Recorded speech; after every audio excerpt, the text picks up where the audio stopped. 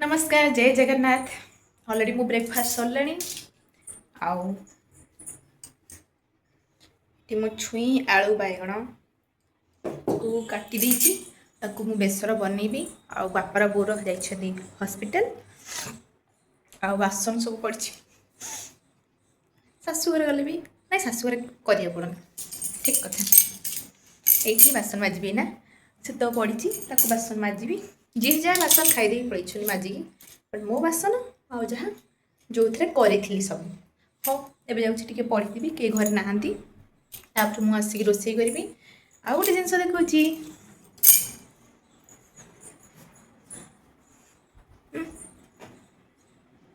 शाशुघर जीव मोर ताकू सब पैकिंग करी मु निजे निजे सब आणिक थोई दी बाबा मत ही सजाड़ अच्छे कारण बोर जा हाथ तो हाथ जाइए माने हाथ अच्छी बट किंतु हाथ आउ कम करूनी से तो मुझे सब यहीटा हूँ आगे जो देखा यहाँ हूँ आम बाड़ी